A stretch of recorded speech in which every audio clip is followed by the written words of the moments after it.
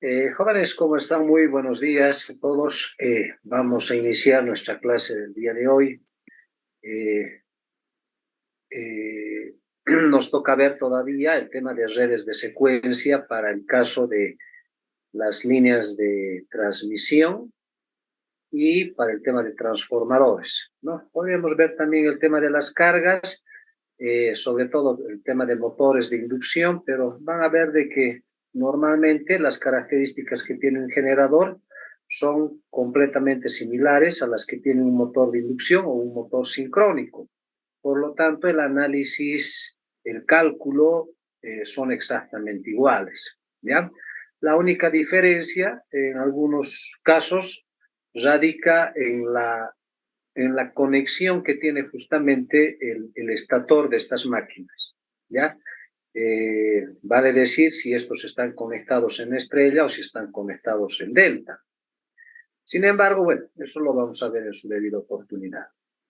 Para este caso en particular, cuando se habla de las líneas de transmisión, ustedes saben muy bien que normalmente las líneas deberían de tener un mismo valor de impedancia, por el hecho de que la longitud de la fase A o de la fase R, de la fase B o la fase S o la fase C o fase R o fase T, tienen que ser exactamente las mismas, ¿no es cierto? Habrá pequeñas diferencias, pero esas diferencias normalmente son muy pequeñas, ¿no?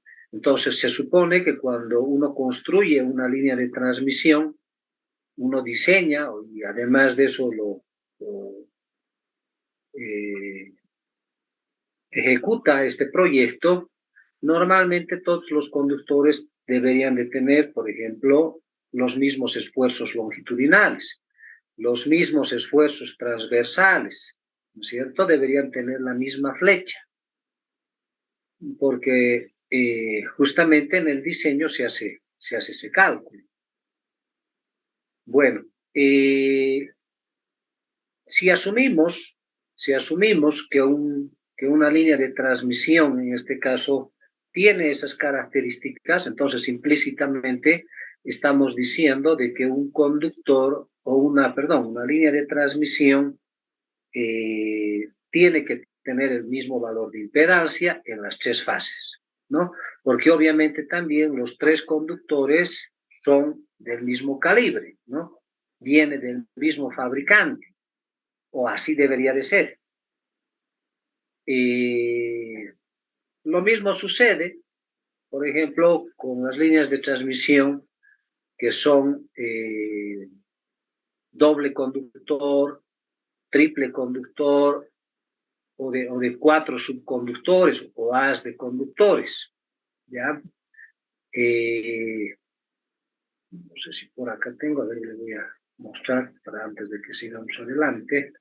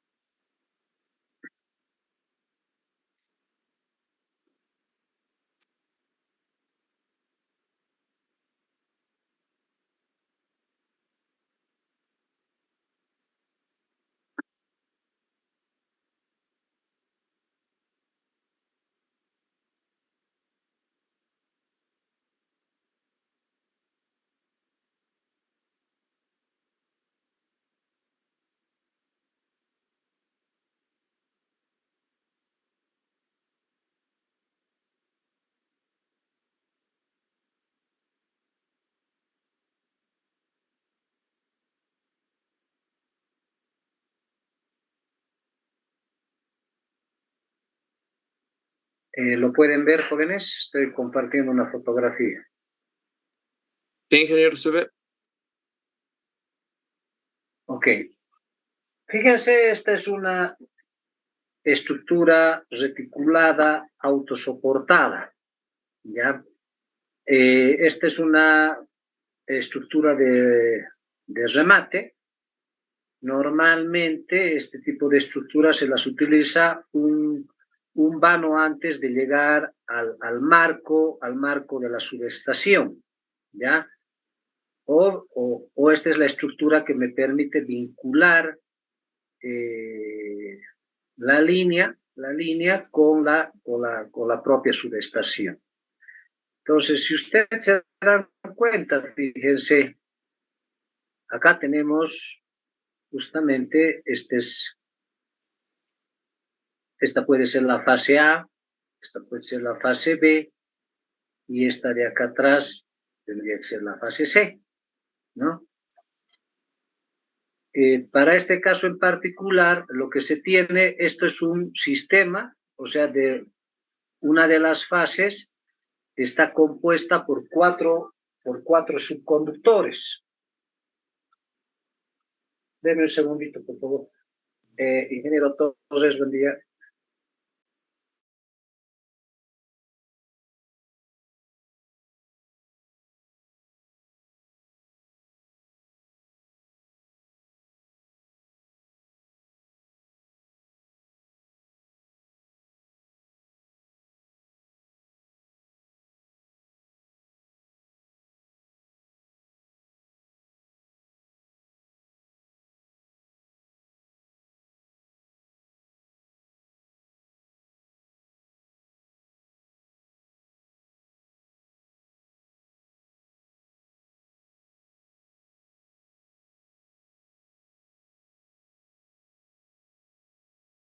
Mencionaba de que normalmente hoy en día, jóvenes, las líneas de transmisión tienen este esquema, ¿no?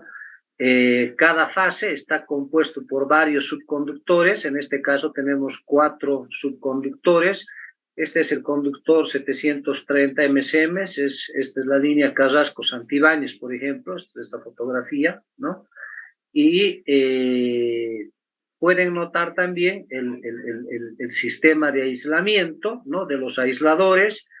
Debe tener entre 20 y 30 aisladores más o menos cada cadena, ¿no?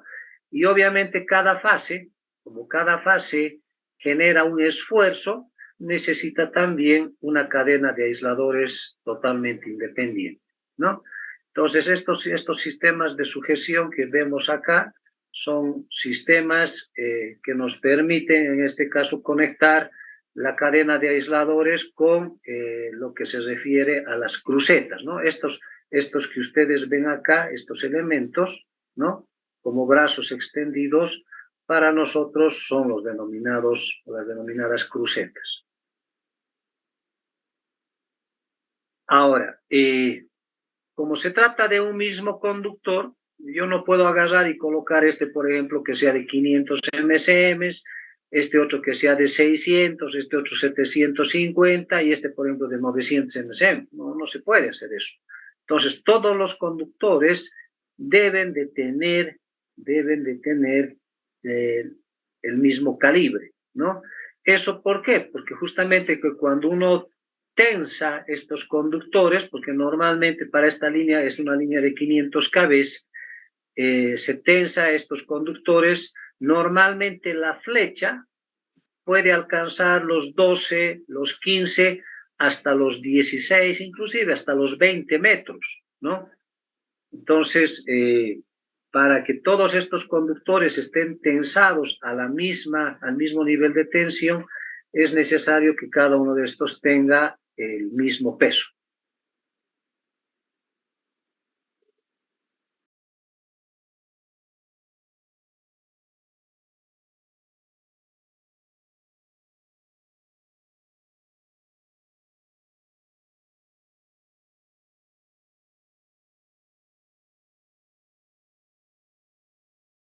Como les mencionaba, al tener la misma al tener la misma longitud, el mismo calibre, estos conductores deberían de generar las mismas tensiones en estos elementos. A ver, ¿dónde está?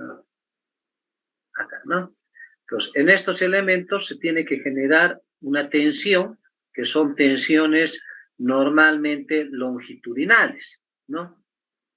Estos esfuerzos, si se trata, en este caso, fíjense que es una estructura de remate y cambio de ángulo. ¿Por qué? Porque justamente acá, fíjense acá, bueno, acá solamente se está mostrando dos conductores, ¿no?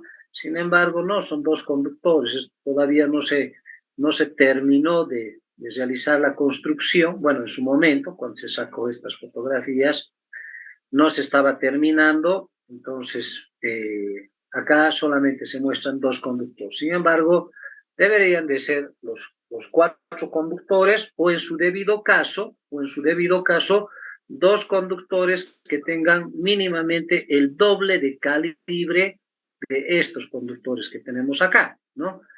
Entonces se supone que esta línea más o menos debería de estar, debería de tener la capacidad de poder transportar, creo que son 800 megavatios, ¿no? 800 megavatios de potencia. Entonces, entre cuatro conductores se divide esa corriente, ¿no?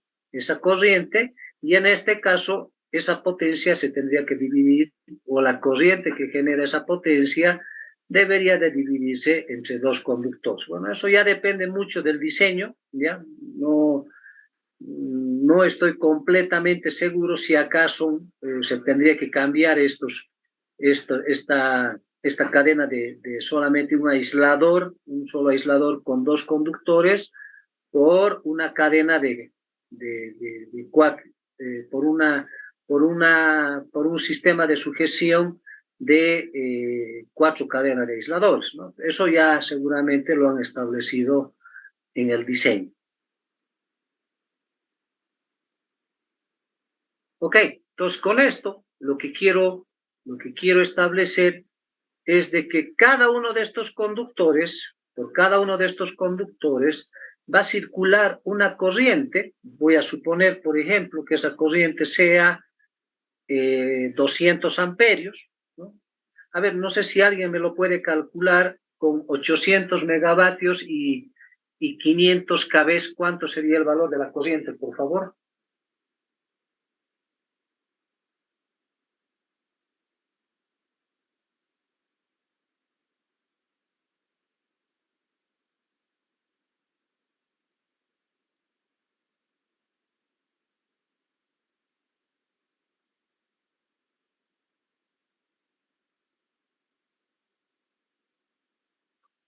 Por 925 amperios.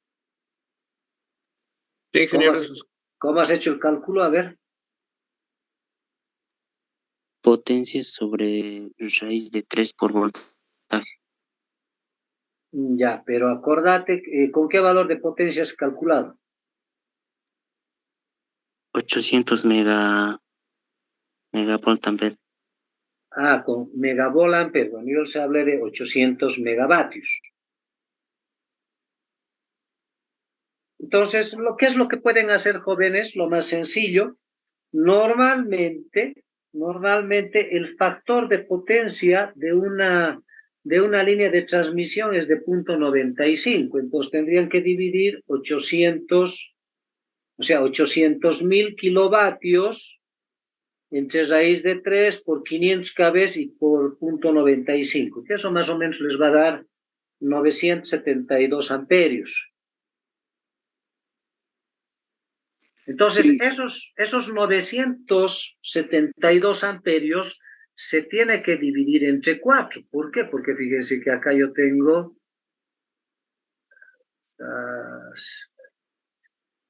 fíjense, acá tengo un conductor, tengo 2 conductores, tengo 3 conductores y tengo acá 4 conductores, ¿no? Entonces, esa corriente, 972, sí o sí lo tengo que dividir entre 4. Entonces, cada fase más o menos estaría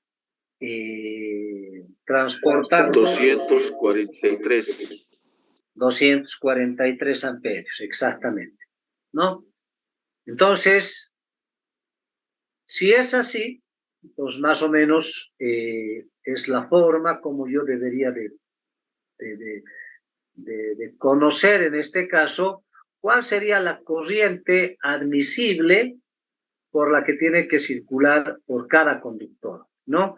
Ahora, ustedes saben muy bien que la forma que ahorita estamos haciendo este cálculo, el hecho de decir que la corriente no es otra cosa que la potencia aparente sobre raíz de 3 y multiplicado, en este caso, por el valor de los kbs, ¿no? Los kbs, esto tiene que estar en MVAs,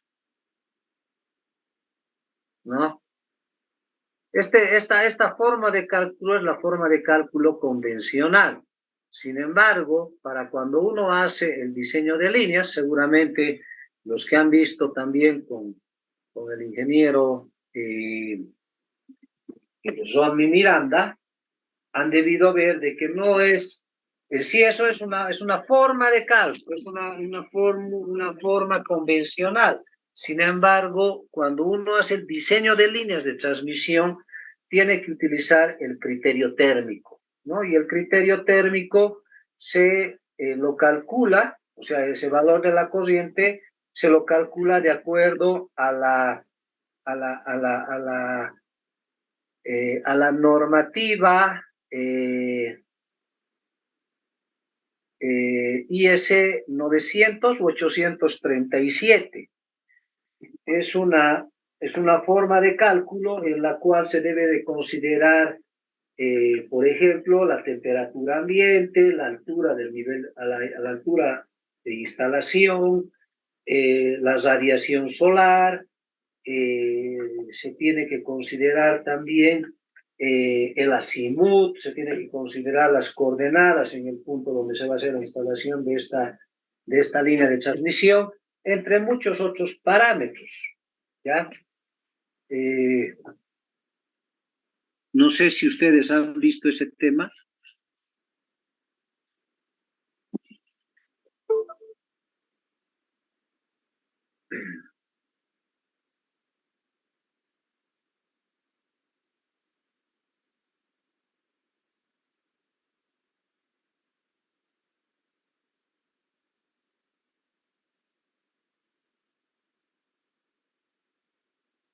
E738, no es 6, es 738. Voy a mostrarles solamente esto para que tal vez refrescarles la memoria. ¿Lo pueden ver? Sí, ingeniero, se ve. Ok, entonces esta es la norma. Ya hay otra, bueno, esta es la IEEE STD 738. Esta es la primera que apareció de 1993, pero obviamente ya hay más nuevas. Tengo por aquí, creo, ¿cuál tengo? 738.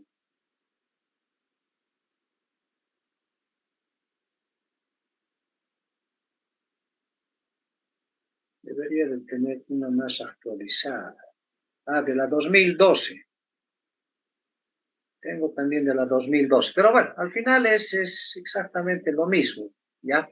Sin embargo, cuando uno quiere hacer o realizar el diseño de una línea de transmisión, tiene que partir justamente de esta normativa, ¿no? Esta es la norma para el cálculo de la relación, dice temperatura corriente para conductores overheat, o sea, para conductores aéreos desnudos, ¿no? De overheat conductor. Entonces, en esta norma, ¿qué es lo que te dice? Esta norma te dice de que normalmente, si quieres realizar el cálculo para una línea de transmisión, lo que tienes que hacer es aplicar el criterio de la conservación calórica, ¿ya? En un conductor, es decir, poder estimar el valor máximo de la corriente considerando la temperatura ambiente, la temperatura del conductor y las condiciones ambientales. Entonces, para ello, bueno, acá hay que leer, ¿no? Ustedes tienen que leer todo esto. Vamos a bajar un poco más. Acá está, ¿no? Desde acá. Entonces, acá dice, fíjense, acá nos da justamente ya las fórmulas, nos dice, hay un balance térmico, un balance de calor en estado estable, que dice que el valor de la corriente en un conductor es justamente la raíz cuadrada de este valor Q sub C, Q sub R y Q sub S. Esos tres valores que nosotros los tenemos ahí, normalmente representa el calor, por acá está, ¿no? Aquí están las pérdidas de calor por convección, las pérdidas de calor por radiación y el calentamiento ganado, en este caso, por la radiación solar, ¿no? Entonces, obviamente también depende de la resistencia del conductor, es decir, tengo que conocer el valor de la resistencia, pero para una determinada temperatura. Entonces acá se realiza, justamente aquí están las fórmulas, ¿no? Te dice cómo calculas ese QC1, hay el QC1, QC2, y luego de eso se calcula el valor de Q sub C. Entonces acá tienes estas formulitas, tienes estas constantes. Fíjense que aparecen un montón de variables, ¿no? Aparece justamente el valor de la viscosidad, la velocidad del viento, la temperatura ambiente, aparecen estas constantes que se llama constante de ángulo. Esta constante de ángulo depende, en este caso, de la dirección del viento, depende del azimut y de otras variables adicionales, ¿no?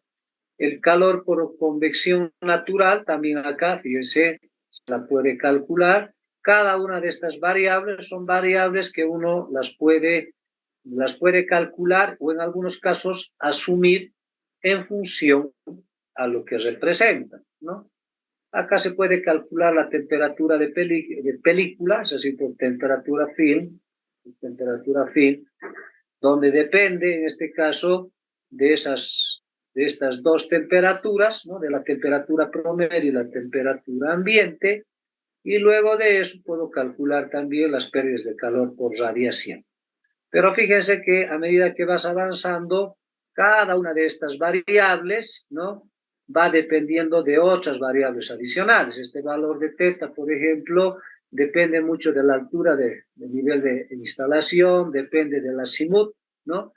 Y al final puedo calcular también el valor de la resistencia eléctrica del conductor utilizando justamente esta ecuación, porque esta ecuación es bastante conocida por nosotros, ¿no es cierto? Donde se toma en cuenta la temperatura mínima, la temperatura máxima, la temperatura promedio, ¿no?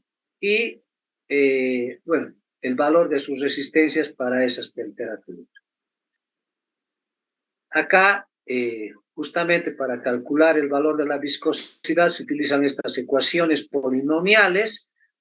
No es nada difícil, por si acaso. ¿Por qué? Porque este valor de A, B, C, D, bueno, A, B, C, D y todas estas constantes, bueno, llegan a ser conocidas, ¿no? Y con eso puedo determinar, justamente como aquí menciona, el valor de la densidad, la conductividad térmica, y esos valores los puedo obtener justamente de estas tablas, ¿no? Hay, lo mismo para la altitud del Sol, o sea, cada una de estas variables ya están definidas.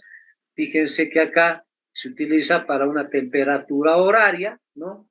Para, en este caso, para una determinada hora, tengo estas características, y para, en este caso, esto es hora solar, esta es hora lunar, creo, así es como se lo llama, se tiene estas otras constantes, ¿no? Entonces, con toda esa información, puedo calcular justamente los valores de X y de Y. Acá, por ejemplo, puedo calcular la altitud en grados solares, puedo calcular también el valor del calor, es decir, los vatios por pie cuadrado, ¿no? Esto para una atmósfera limpia y para una atmósfera industrial. Bueno, ya son estos valores, ya están determinados. Lo único que tengo que saber es a qué altura justamente se encuentra mi línea. Mi línea normalmente, si es una línea de 500, debería de estar más o menos comprendida entre los 60 metros, ¿no? A nivel del piso terminado, entre 50 y 60 metros. Entonces, de ahí puedo agarrar y calcular estos valores. Acá, justamente, esta misma bibliografía te establece un problema, ¿no? Son problemas, son ejemplitos donde justamente uno puede agarrar y puede parte de estos datos, ¿no? Parte de estos datos y va realizando justamente todos y cada uno de los pasos que les he mencionado y obviamente nos va arrojando los valores, ¿no? Hace todo este cálculo, ahí está, ustedes pueden hacer seguimiento de esto y al final determina justamente este valor de la corriente, que es denominada la corriente térmica de estado estable. Entonces, fíjense, para un conductor, no sé qué, aquí no me acuerdo qué conductor utiliza, a ver, aquí está, utiliza el conductor Drake de 795, 1000 circular 1000, 26 hebras de aluminio, 7 de acero, es un aluminio ACCR, ¿no? Y estas son las condiciones iniciales. Acá habla de la velocidad del viento, que son 2 pies por segundo, perpendicular al conductor, la emisividad que normalmente se utiliza como 0,5, cuando son conductores, vamos a decir, entre seminuevos, ¿no? Si yo, por ejemplo, tengo un conductor completamente nuevo, que no lo he rayado, no tiene limaduras y no tiene ningún tipo de desgaste, entonces este valor normalmente sube. El valor de la absorcibilidad solar, que es el valor alfa, normalmente 0,5. La temperatura ambiente, por ejemplo, esta es una temperatura para, por ejemplo, la ciudad de Santa Cruz, ¿no? Santa Cruz, el Chaco tarijeño, se puede utilizar como temperatura ambiente de 40 grados centígrados.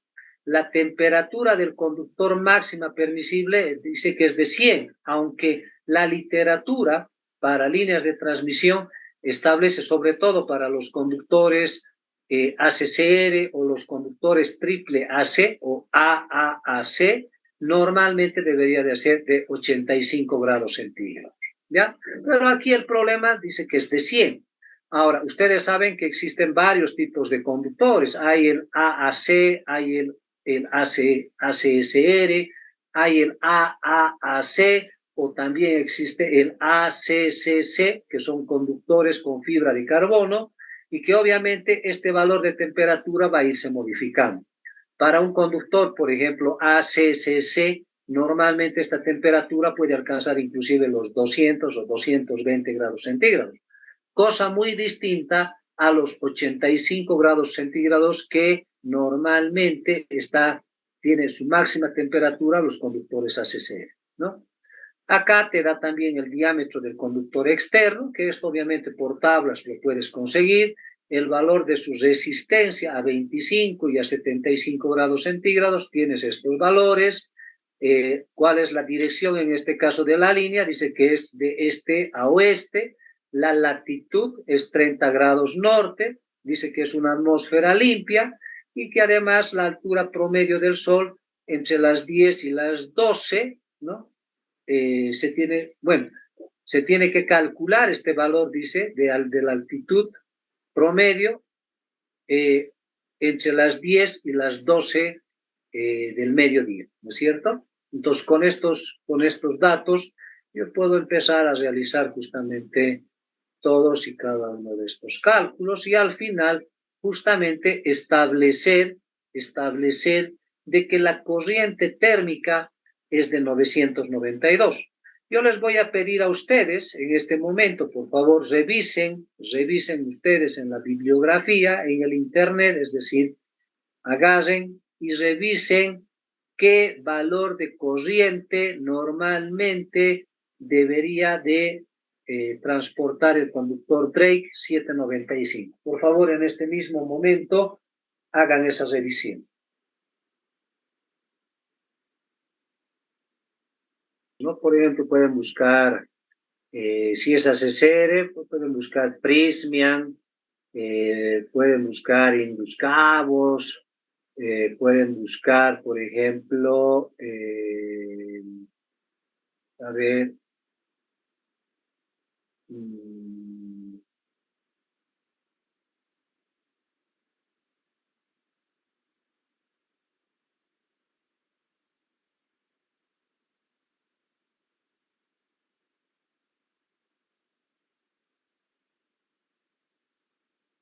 Centelsa, pueden buscar Nexans. Ingeniero 912 en el ACR. ¿Con qué fabricante? ACR, ingeniero. ¿Cuál? Perdón, no te escucho bien. ACR. ACSR. Sí, sí. Ah, Sí, pero sí. ¿y el fabricante? Un segundo. Centelsa. Perfecto.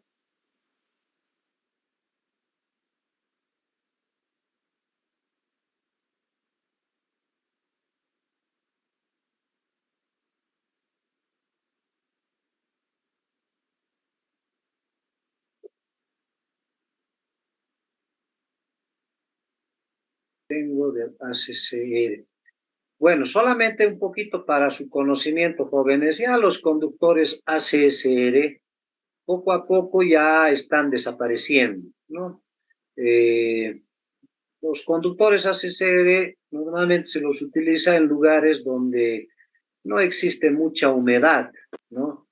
Lugares, por ejemplo, en la India, van a ver de que puro conductor ACSR es utilizable. ¿Por qué? Porque justamente hay muy poca humedad y justamente la humedad es uno de los problemas porque acuérdense que es un conductor que tiene aluminio y acero. Entonces, normalmente cuando esa humedad penetra al interior del conductor, normalmente lo que incide es lo que tiene como desventaja es generar la corrosión. Entonces, por ejemplo, para las zonas costeras, por ejemplo, el lado de Chile, el lado de Argentina, o todos los países costeros no utilizan el conductor ACCR, ¿no? Normalmente ahí, por ejemplo, utilizan bastante el conductor AAAC, ¿no? Y que creo que es lo más conveniente. Uno, por el tema de que las tensiones máximas son más altas que un conductor, bueno, no tan altas que un conductor ACCR, pero estos conductores ya no tienen alma de acero, entonces ya no tienen los problemas de corrosión. Dije en la marca Nexan encontrado. En la marca Nexan, sí, ¿con qué valor está ahí? 897 amperios al aire libre. 897, perfecto. Sí. Ya, su otro compañero decía que era 912. A ver, yo no sé, por acá yo tenía por acá especificaciones técnicas.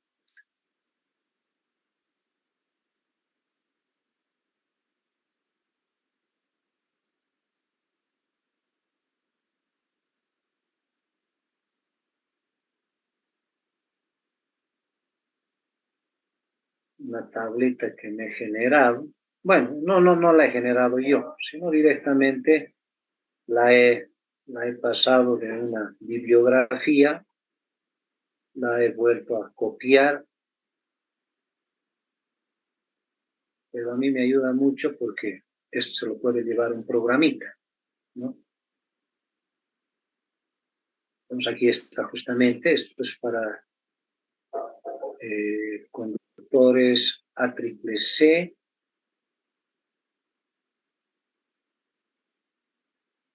Y este es para los conductores AC.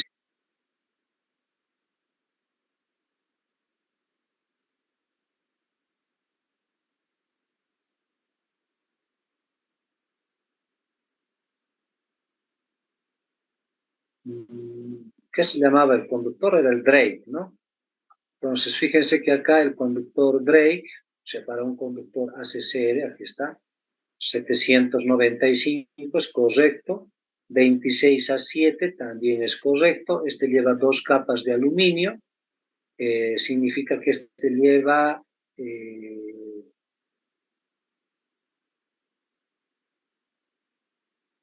17 y 9, ¿no?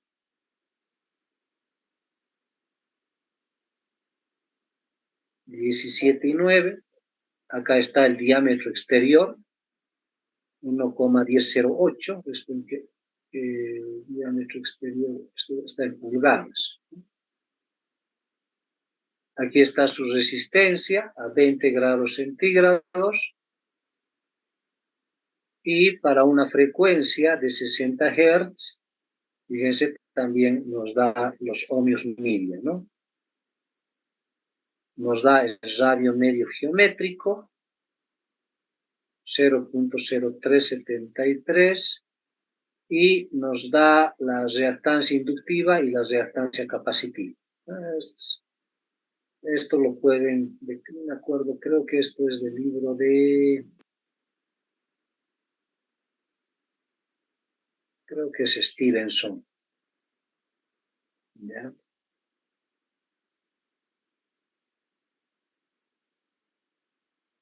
Ah, no, es de la Asociación de Aluminio, Aluminium Electrical Conductor del Handbook, de la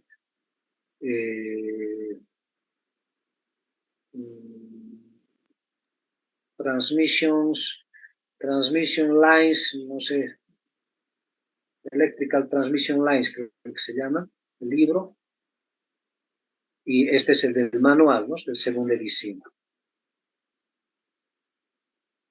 Ahora, todos esos valores que ustedes acá, toditos se pueden calcular, ¿no? Todos se pueden calcular en función a esto, y en función a este, y en función a esto. Estos son los 3 parámetros importantes para determinar cada uno de estos. Entonces, fíjense que acá, por ejemplo, cuando calculo la corriente térmica, fíjense, dice, están disponibles la capacidad de corriente a temperatura ambiente, estos valores están siendo calculados a 25 grados centígrados.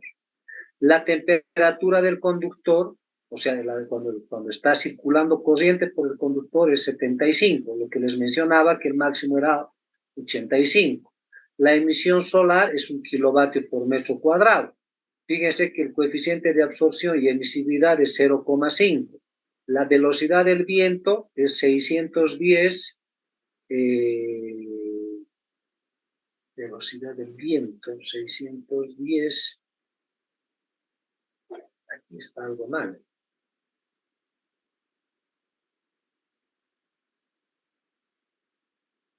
Acá solamente debería de ser...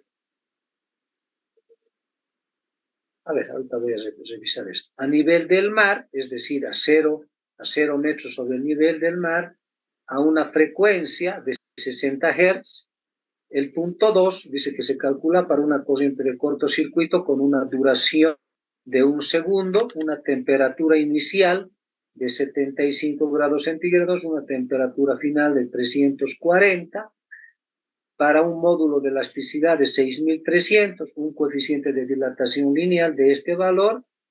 Entonces, con estos valores justamente se calcula todo eso, ¿no? Estos son fáciles de calcular, ¿no? Se saca a través de una tablita Excel, ¿no? Y por acá, fíjense, acá están los conductores ACCC, ¿no? Acá, por ejemplo, si ustedes lo ven, está también el conductor, el Drake. Pero el Drake acá tiene un área de 1026, 1000 circular 1000, ¿no? Y en función a ese valor se van calculando, bueno, el tema de su diámetro interior, diámetro exterior, el tema de su peso, el tema de del valor de la resistencia a la tracción, ¿no? La temperatura, bueno, en este caso, el valor de ohmios por milla en corriente continua, en corriente alterna a 25 grados centígrados, a 75 grados centígrados, y fíjense que acá la temperatura para estos conductores ACCC, les decía que son temperaturas mucho más altas, 180 grados centígrados, y en este caso su ampacidad, o en este caso su corriente térmica, es de 1884. ¿Qué significa esto? Si se dan cuenta, para este tipo de conductores lo que hace es duplicarse el valor de su corriente térmica, ¿no? Pero estamos hablando de que se trata de un conductor ACCC, o sea que es un conductor con núcleo de fibra de carbono, ¿no?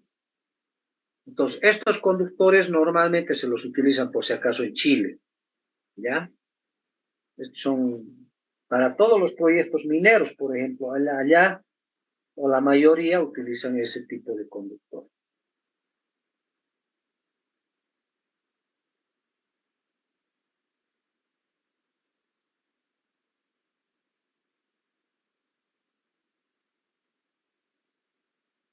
A ver.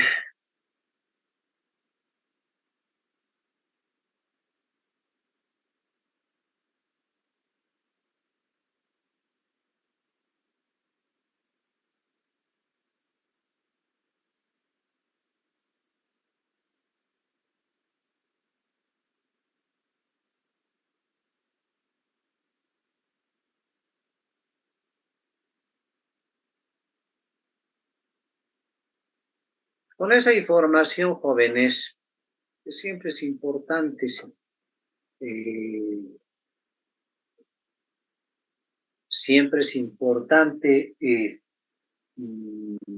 refrescar la memoria, ¿no? Todo eso uno lleva en líneas, ¿no es cierto? Normalmente yo cuando daba la materia empezaba con todas esas teorías básicas, ¿no?, que tienen que conocer los estudiantes. Entonces, en síntesis, lo que estamos haciendo, jóvenes, con esa norma que les he mostrado, es determinar... Ay, ¿dónde está la norma? No estoy mostrando la norma.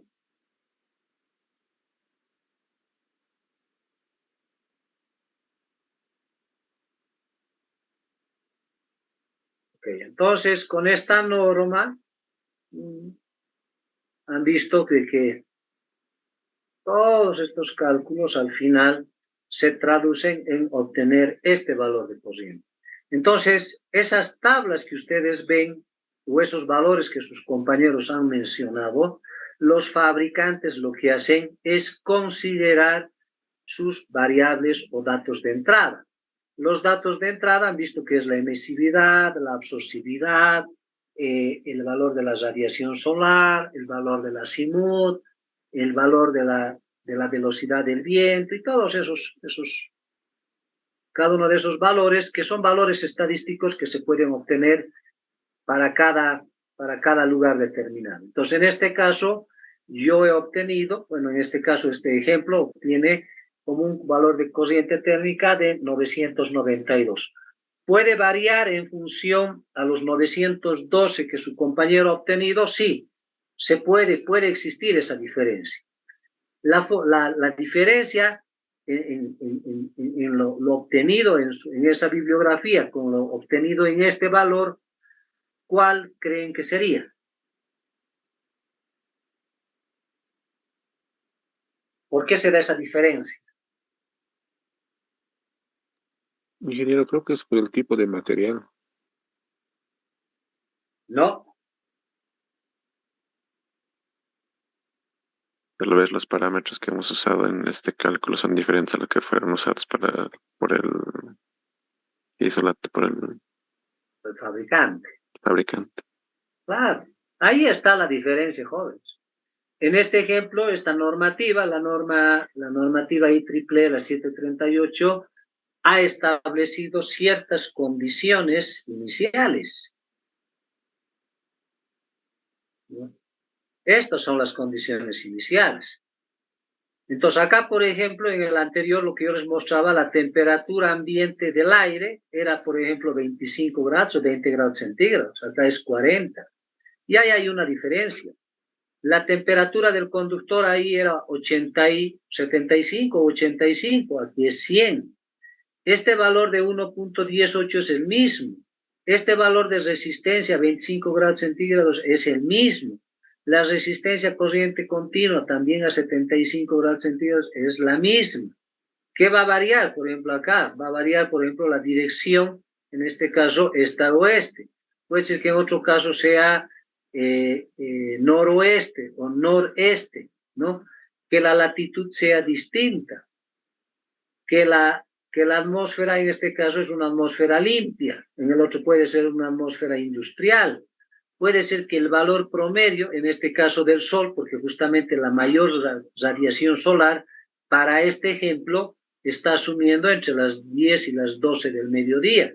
En otros lugares, por ejemplo, en la ciudad de La Paz, la temperatura más alta no está entre las 10 y las 12, está entre las 12 y las 14 horas. Entonces, fíjense que esas pequeñas variaciones van a incidir de forma directa en el valor de esta corriente térmica, ¿ya? Entonces, cuando ustedes vean esos valores, por ejemplo, en algunas bibliografías que difiere, no es que han hecho un mal cálculo, ¿no? Muchas veces yo escuchaba así, algún, pues, no, es que está mal. No, no está mal, no está mal, sino que simplemente se han considerado otros valores, otras condiciones iniciales, ¿no? Y un fabricante que se equivoque es muy, pero muy difícil, ¿no? Porque ellos están todos los días con esto, ¿ok? Entonces, obviamente los fabricantes también nos pueden entregar justamente estas curvas, ¿no? Estas curvas para distintas horas del día, para distintas temperaturas. Aquí sería interesante de que ustedes agarren y vayan leyendo, ¿no? ¿A qué se refiere justamente con cada una de estas variables que son utilizadas para este cálculo? Les voy a compartir este documento, porque al final de cuentas la información sirve para eso, ¿no? Para compartirla y que ustedes sobre todo, pues la utilicen. Creo que sería eso lo más importante. A ver, ¿dónde está? Normas.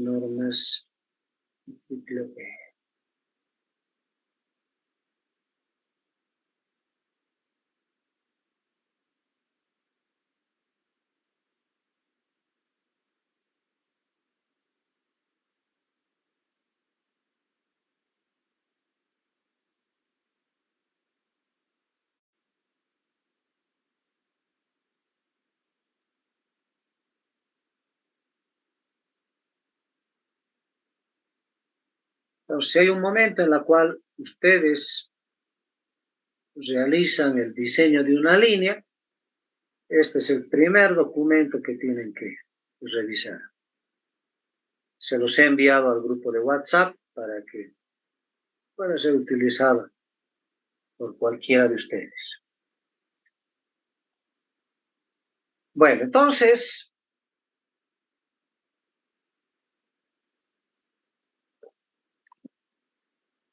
fíjense que cuando uno empieza a hablar de líneas, pues se pueden analizar muchas cosas, ¿no?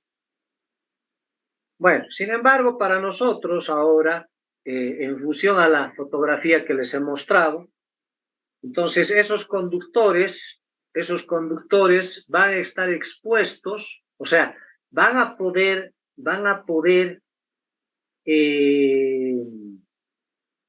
transportar un determinado valor de corriente en función a las condiciones sobre las cuales o en el lugar donde se instale, por ejemplo, se monten esas líneas de transmisión. Puede ser 912, puede ser 950, puede ser 994, puede ser 1000 amperios, ¿no? Va a depender de esas condiciones. Pero más o menos vamos a tener un rango reducido, porque tampoco no puedo decir de que el valor de la corriente va a pasar de 900, digamos, a 1500, imposible, no se va a dar esas condiciones. Será entre 900, pasará, digamos, a 850 o a 800, y máximo, por ejemplo, tal vez podrá llegar a 1000 amperios, ¿no? Entonces, para 1000 amperios habrá que ir modificando el valor de esas variables de entrada y ver de qué manera, pues, van incidiendo en la misma. Entonces, en función a esa corriente, en función a esa temperatura, yo puedo determinar también el valor de la flecha, ¿no es cierto? Porque la flecha, ¿de qué depende? La flecha depende del vano y depende, obviamente, de la tensión longitudinal de la línea. Ahora, esa flecha, como les decía, para una línea de 500 kV puede ser 12 metros, 15 metros, 18 metros, 20, hasta 24 metros más o menos, ¿no? ¿De qué depende? Pues depende de la temperatura ambiente, porque entre mayor es la temperatura y a eso sumado la temperatura del conductor, el conductor va a tender a dilatarse más, ¿no? Por temperaturas extremas, normalmente la flecha podría llegar tranquilamente, por ejemplo, a una línea de 500 kV, les digo, sin problema puede llegar a 25 o hasta 30 metros de flecha.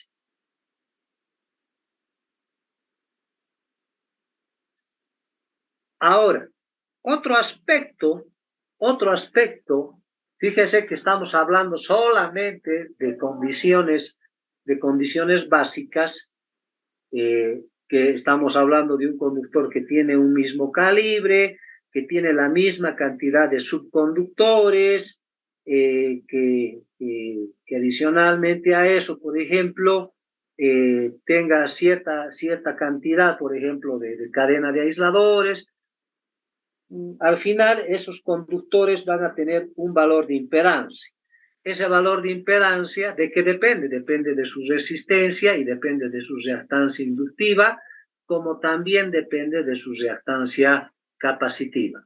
En la tabla que les he mostrado hace rato, por ejemplo, ahí estaba el valor de la reactancia inductiva y el valor de la reactancia capacitiva.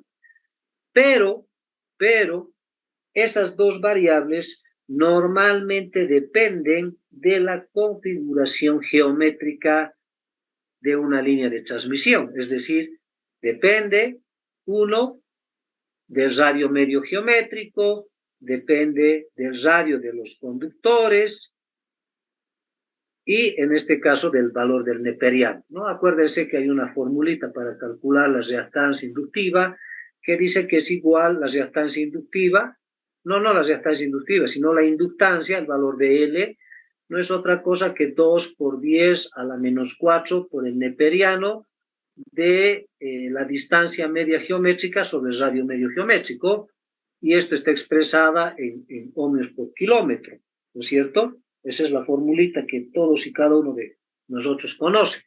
Pero esa línea, esa inductancia es aplicable, por ejemplo, en este caso, para líneas de transmisión simple eterna, y donde tenga, por ejemplo, 1, 2, 3, 4 o más subconductores.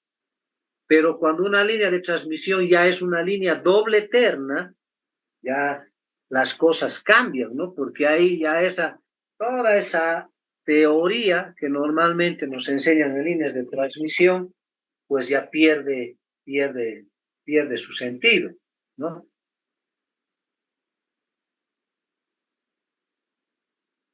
Pues, ¿qué quiero decir con esto? Quiero decir de que cuando yo tengo, por ejemplo, una línea de transmisión, no, esto no es necesario que ustedes hagan nada.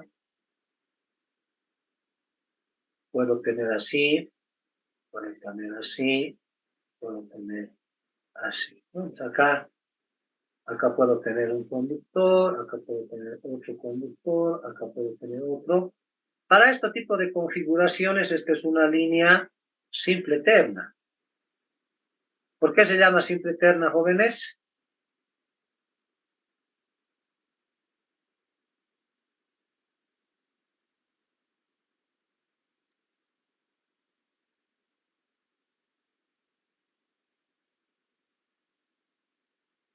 ¿Por qué se llama simple terna? Solo lleva un conductor por fase, ingeniero. Sí. No, Porque no se divide el potencial en la línea G. tampoco.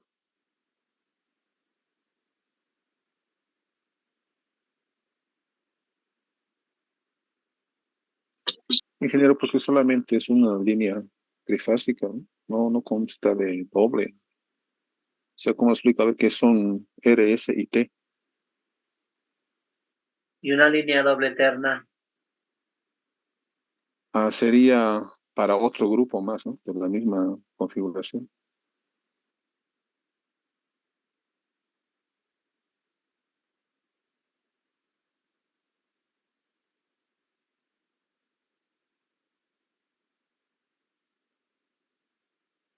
Para una línea doble terna normalmente tenemos esta configuración, ¿no es cierto?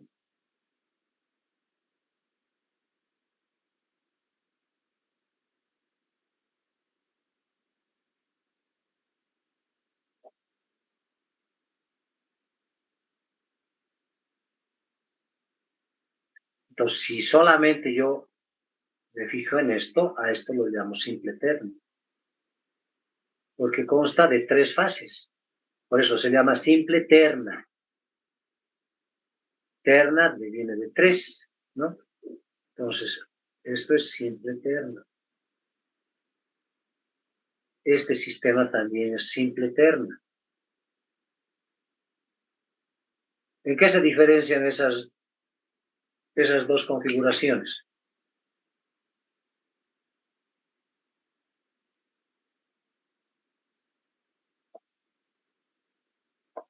Ambas son simple terna, pero ¿en qué se diferencian? Las distancias entre conductores. Algo más.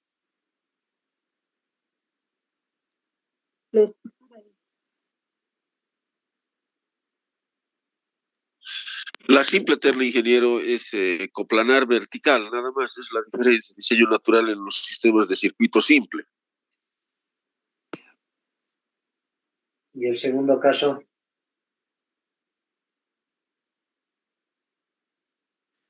En el segundo caso sería diseño natural, pero ya no simple, sino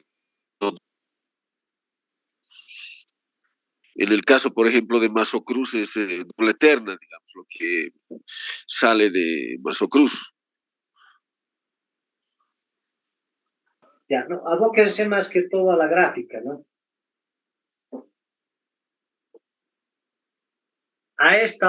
Esto es una simple terna, pero la diferencia entre esta y esta, fíjense, es la configuración entre conductores. Esta se la llama configuración vertical. Ya esta se la llama configuración triangular.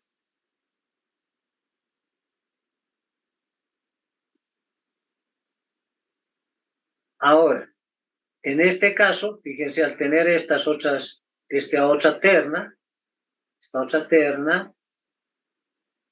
esta otra simple terna, la composición de ambas la llamamos nosotros doble terna. Pero, si esta es la fase A, esta es la fase B y esta es la fase C, a esta la vamos a llamar A', a esta la llamamos B' y a esta la llamamos C'. Entonces, si esto nosotros ahora vamos hacia atrás,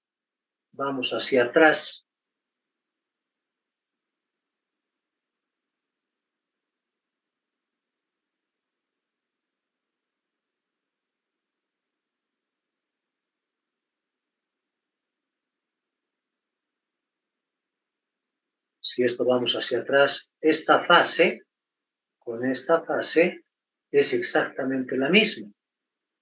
¿Qué es lo que se está haciendo? En la subestación donde tenemos el marco de ingreso a la subestación, ¿no? Acá,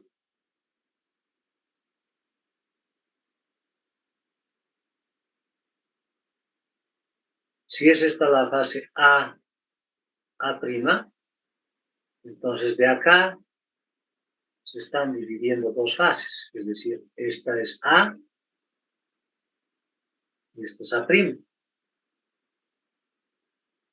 Acá pasa lo mismo con la fase B. Acá voy a tener B y B'. Y acá voy a tener C y C'. Entonces, esta A viene acá y esta A' viene acá. Fíjense que es el mismo conductor. Ahora yo les pregunto, ¿en qué circunstancias tendría que utilizar una doble terna? ¿Y en qué casos una simple terna?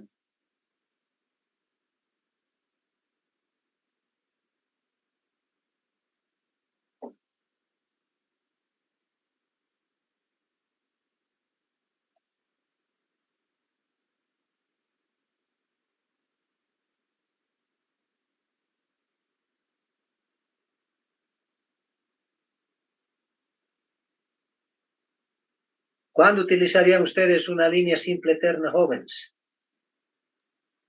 Inge, buen día. Va a depender del flujo de potencia que circule o se consuma en diferente localidad a la cual preste servicio, o si no, la capacidad de transporte en potencia. Y a ver qué más puede ser. Creo que sería eso, Inge. Inge, tal vez sería para hacer un circuito en anillo, ¿no?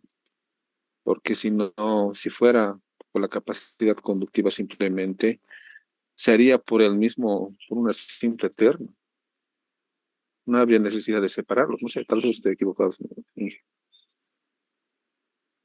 A ver, ¿por qué dividimos, por ejemplo, un conductor en 4 subconductores? ¿Cuál es la razón? Por la corriente, ingeniero. Ya, por la corriente. ¿Qué más? Por el peso del conductor sería. Peso del conductor. Ya, muy bien. Entonces, normalmente dividimos nosotros en 2, 3 o 4 conductores justamente por eso. Pero no es la razón fundamental. ¿Cuál es la razón fundamental para dividir entre, por ejemplo, entre 4 o 6 conductores? Sobre todo en líneas arriba de 230 kb. ¿Qué les han enseñado en líneas?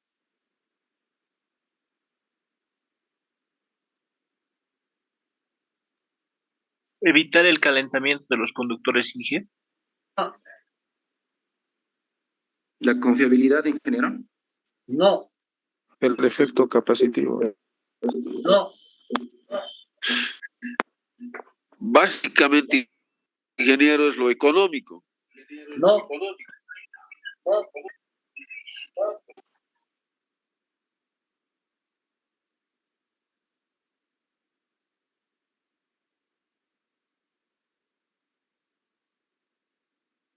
¿Se rinden? Sí, sí, nos rendimos.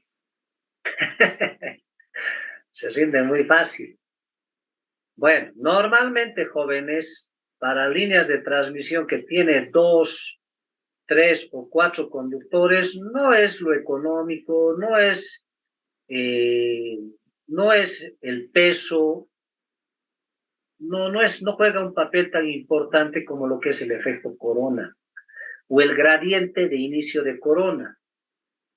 Por ejemplo, los que han viajado, ¿se acuerdan conmigo a Santibáñez, a la subestación Santibáñez? O los que han viajado también conmigo a Masocruz. En Masocruz es una línea de 230, pero una línea de 230, por ejemplo, emite un ruido bastante molestoso. ¿Por qué se da ese ruido? Porque justamente hemos superado el valor de la tensión de inicio de corona. ¿Cómo haces para mitigar ese ruido? Lo que tienes que hacer es incrementar el número de conductores. Y para eso se hace un estudio, ¿no? Se hace un estudio, que no es ni nada complicado, se utiliza justamente la matriz de Maxwell, ¿no?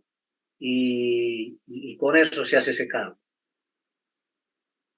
Y ahí se calcula la tensión crítica de inicio de corona y se tiene que trabajar con 1, 2, 3, 4 conductores. Y esa tensión de inicio de corona depende mucho de la densidad del aire, depende del radio del conductor y depende de algún otro parámetro que ya no me acuerdo ahorita bien la fórmula, si no se los escribiría. Pero hay que establecer una condición y se dice de que la tensión crítica tiene que ser menor, en este caso, a la tensión máxima de corona. Cuando se da ese caso, entonces ahí, por ejemplo, se establece el número de conductores. Normalmente para líneas arriba de 230 kV, ya no juega muy importante el criterio térmico, sino lo que juega un papel importante es justamente el efecto corona. Entonces, por eso, en la línea de 500 kV, para los que han ido conmigo allá a Santibáñez, ¿se acuerdan lo que hablaba el ingeniero Marcelo Hinojosa? Y él decía, el tema de los 4 conductores no es por el tema de la capacidad de conducción, porque tranquilamente 2 conductores con mayor calibre satisfacen ese requerimiento. Lo que no va a poder satisfacer esos 2 conductores es el ruido, porque hace poco, justamente en este año, yo viajé nuevamente allá a la subestación de Santibáñez, en Cochabamba, y por ejemplo, para los que tal vez no acercarse mucho a la subestación y estar cerca a las líneas, van a ver que ese ruido, que es como un enjambre de abejas, es bastante fuerte, es bastante molestoso, ¿no? Entonces, la única forma de mitigar ese efecto es justamente incrementando el número de conductores. Sin embargo, para líneas por debajo de 230 kV, colocar 2, 3 o 4 conductores ya no es tema del efecto corona, sino que ahí juega un papel muy importante el tema, por ejemplo, del vano regulador. Depende mucho, en este caso, de poder reducir un poco la altura de las estructuras, los efectos de las tensiones mecánicas, ¿no? Ya son otros factores que inciden en aumentar el número de conductores o el número de haz de conductores por fase, ¿ya?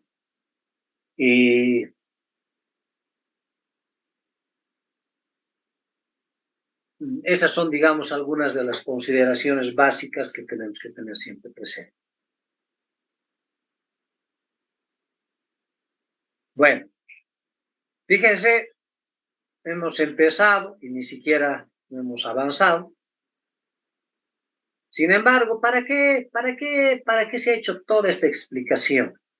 Inicialmente, de acuerdo entonces a las tablas de los fabricantes, yo puedo conocer la reactancia inductiva, puedo conocer la reactancia capacitiva, puedo conocer la resistencia del conductor para una terna con 2 subconductores, con 3, con 4 subconductores, y puedo hacer lo mismo también para sistemas doble terna.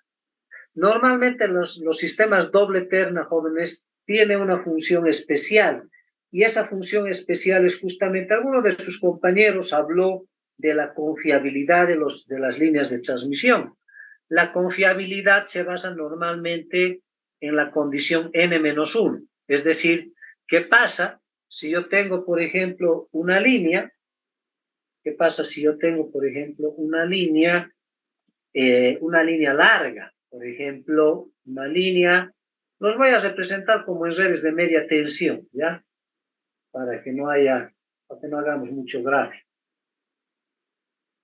Entonces, y acá van a estar sus crucetas, de un lado, de una de las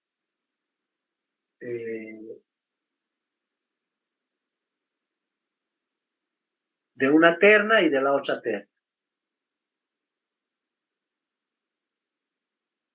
Acá está el conductor, aquí está el otro conductor, conductor, conductor, conductor, conductor.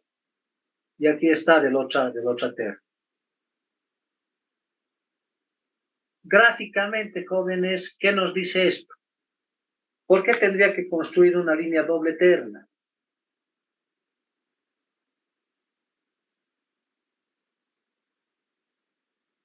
¿Han escuchado el criterio N-1?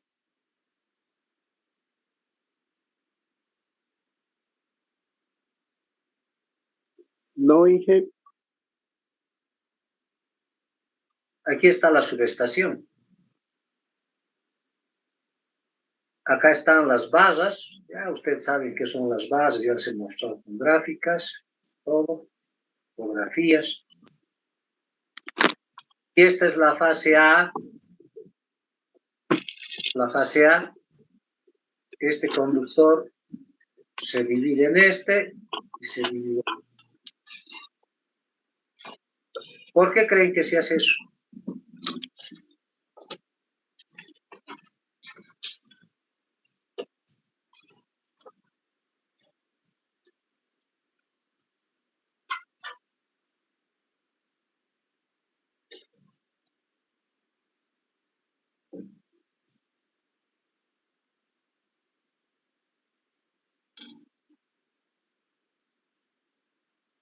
Son por temas de confiabilidad. ¿Qué pasaría si por alguna razón se rompe este conductor? Vamos a suponer que todo este sistema tiene que llevar justamente esos 800 megavatios de potencia que hemos hablado. Entonces, cada terna, ¿qué capacidad debería de tener?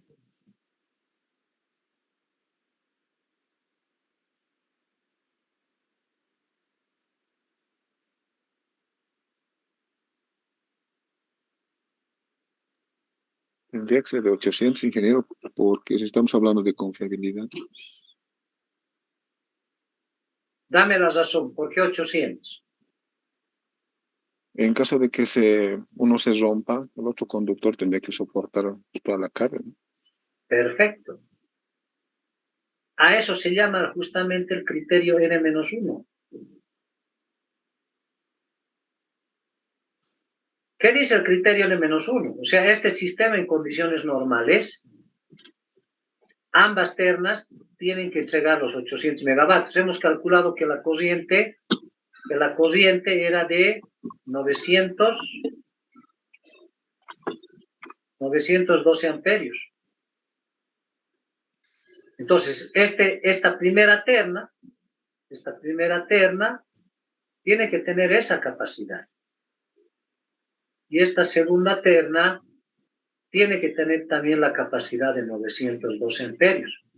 Pero en condiciones normales, ¿qué corriente debería circular por cada terna?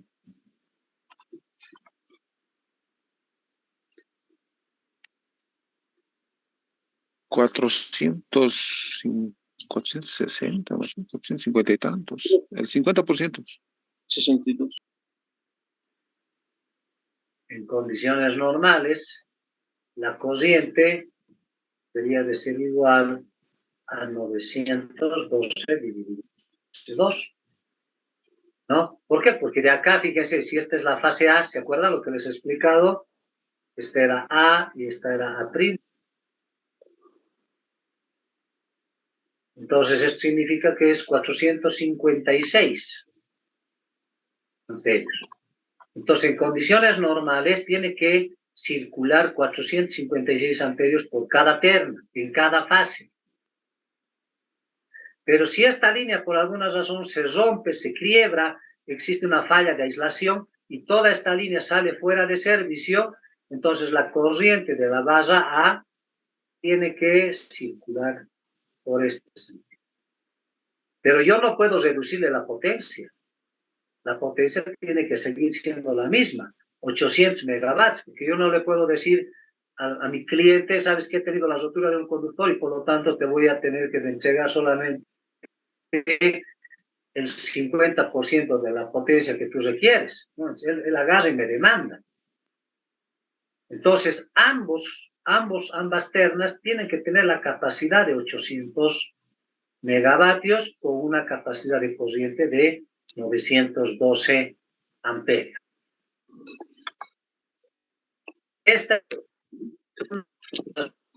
es importante que se construyen las líneas doble terna, porque en caso de falla de una seguir transportando la potencia para las cuales han sido diseñadas. Ahora, esto es uno de los factores más importantes, ¿no? Este es uno de los factores más importantes. El otro factor ya son factores mecánicos, ya son factores eléctricos. ¿Por qué? Porque si este, por ejemplo, tiene un calibre determinado, si fuera solamente simple terna, para una línea simple terna, la confiabilidad se ve reducida pues en un 50%. Pero normalmente una línea muy difícil que falle. Nosotros en nuestros sistemas tenemos varios sistemas de transmisión simple terna, no necesitamos doble terna. Pero cuando colocamos doble terna, cuando colocamos esta doble terna, otra razón es por incrementar la capacidad de transmisión.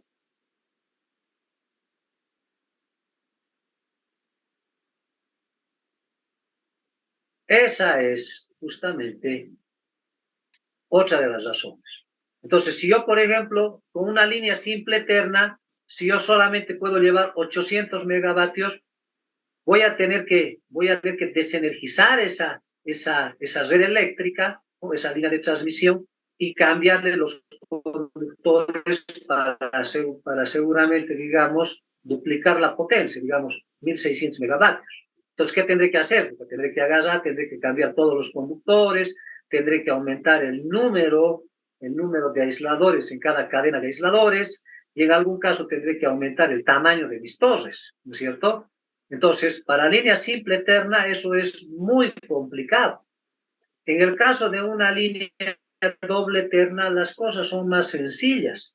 ¿Por qué? Porque justamente incrementando una terna adicional, ¿no? En una terna puedo trabajar, por ejemplo, con un determinado calibre, y en el otro, esta otra, yo la puedo acá abrir, esta línea, y trabajar sobre toda la línea. Y acá yo le puedo agarrar y cambiar el calibre del conductor. Entonces, si estaba despachando 800 megavatios, ahora puedo despachar 1000, 1200, 1400, 1600. Una vez que termine de hacer ese trabajo, que lo puedo hacer en línea viva, o sea, esta está funcionando, y esta va a estar desenergizada, ¿no? Entonces, en la que está funcionando va a seguir entregando la potencia, es decir, la confiabilidad de mi sistema se sigue manteniendo. Para una línea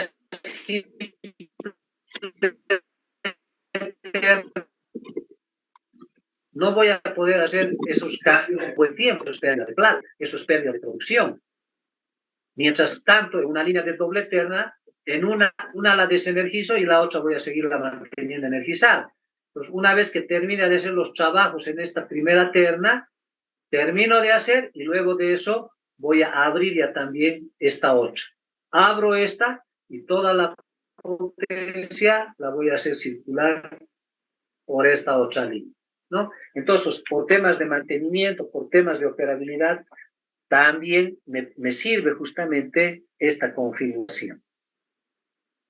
Entonces, esas son algunas de las razones.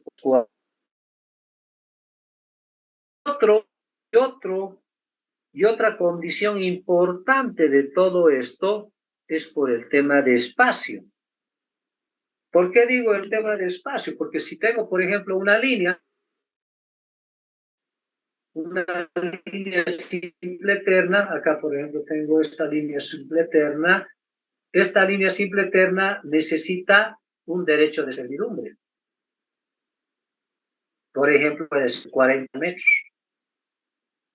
Si es de una línea en 500, si es una línea en 500, va a ser más o menos entre 60 y 90 metros. Esto es si, digamos, fuese simple eterna. Si yo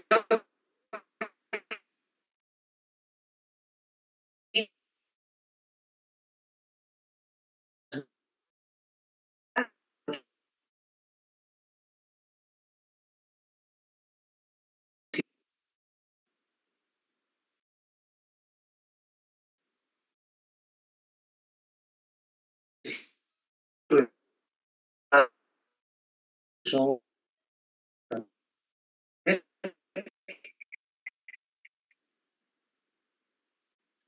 ¿qué pasa con una línea doble eterna? Con una línea doble eterna, ¿qué pasa de servidumbre?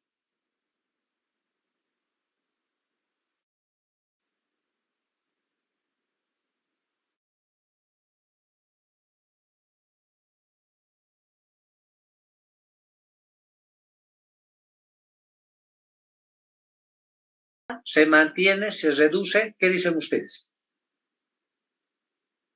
Ingeniero, se incrementa. Ya, ¿qué dicen los demás?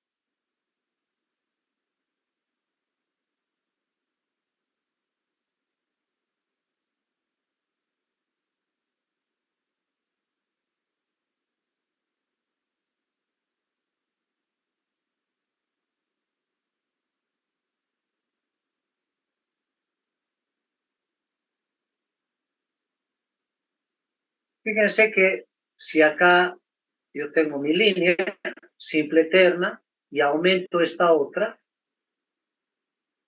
el derecho de servidumbre sigue siendo el mismo. Y no es lo mismo, por ejemplo, que tener dos líneas simple eternas que tienen un derecho de servidumbre establecido, pero adicionalmente a esto yo necesito tener también una distancia de seguridad entre otra línea, por ejemplo, en otra línea simple eterna.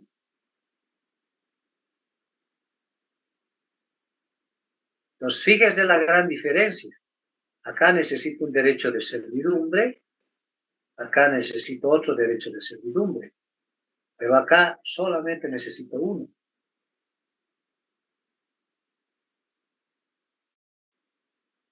Entonces, otra razón importante de construir las líneas doble eterna es en algunos casos donde, por ejemplo, estas líneas tienen que ir por la ciudad, por ejemplo, donde yo no me puedo dar el lujo de tener esta distancia en relación a esta.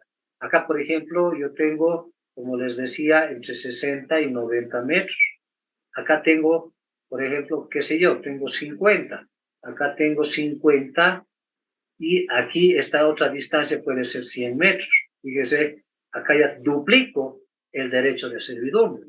Y esa duplicidad me implica ¿qué? Me implica mayor espacio, por lo tanto, mayor costo, porque voy a tener que comprar o tener el derecho de propiedad de todo ese derecho de servidumbre y comprarles a los dueños de esos terrenos. Y eso me va a costar plata. Entonces, por eso, cuando uno proyecta una línea, tiene que tener mucho cuidado en el tema de poder establecer si va a ser una línea simple eterna o una línea doble eterna, ¿no? Pues esa es otra de las razones fundamentales por las cuales se diseña en doble eterna. Pero, como les digo, tengo que conocer la proyección de mi demanda para los próximos 20, 30, 40 años, ¿no? Que es justamente el periodo con el cual se diseña una línea de transmisión. Actualmente, por ejemplo, la ley de electricidad establece que las líneas deben de construirse para un promedio mínimo de 30 años, ¿no? Entonces, en los 30 años, yo no tengo por qué, por ejemplo, hacer este gasto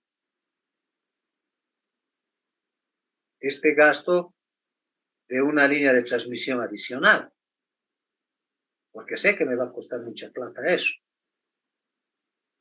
Y si sé que mi demanda va a crecer de aquí a unos 10 años de forma progresiva, entonces debería de optar por una línea doble término, ¿no?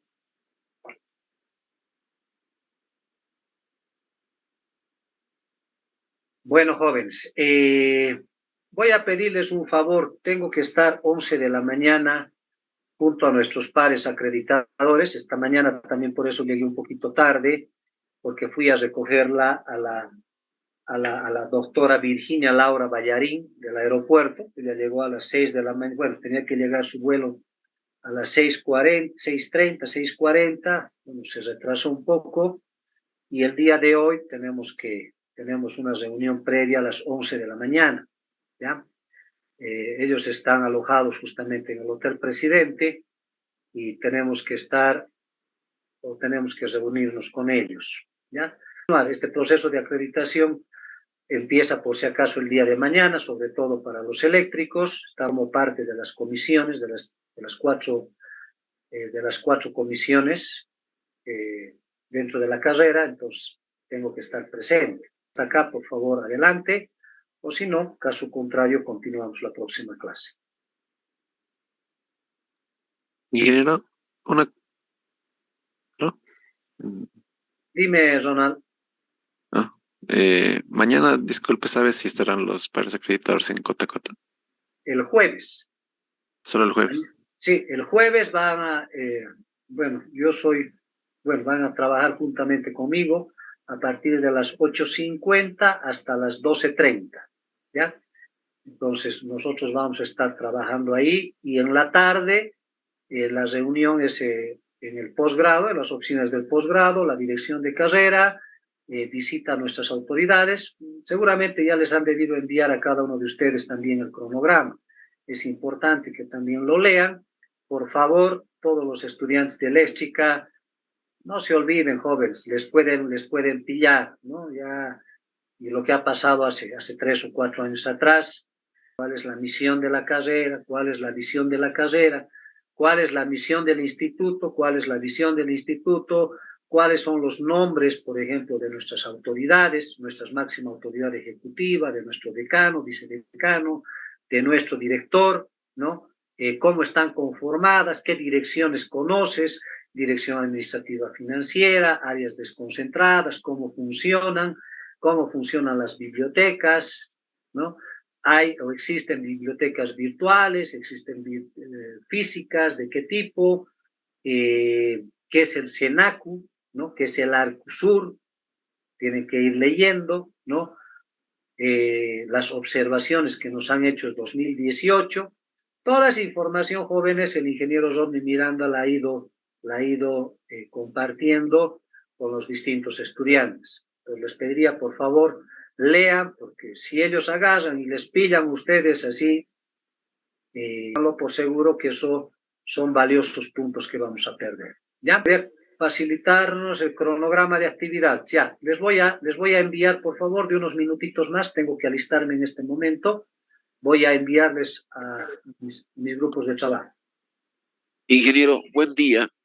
Solo una cosita, quisiera pedirle por favor que lo de hace 15 días del martes, esa leccioncita, si nos puede cargar para el WhatsApp para que podamos repasar. Y otra cosa, aprovechando, ¿De cuál me dices? Perdón.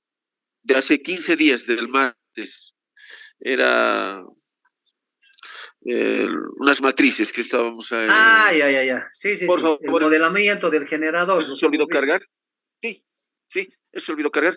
Y otra cosita, aprovechando este medio, ingeniero, solo desear que nuestra carrera, desde la cabeza, ustedes que son los que están que nos vaya muy bien esta vez y que podamos vencer todos los parámetros para poder conseguir esto, que va a ser el bien de nuestra carrera, de la facultad y de la universidad como tal, ¿no? Vamos a estar viéndonos y seguramente ahí vamos a tener ya algunos resultados. Muchas gracias por todo y, bueno, pónganse a leer, por favor. Hasta luego, ingeniero.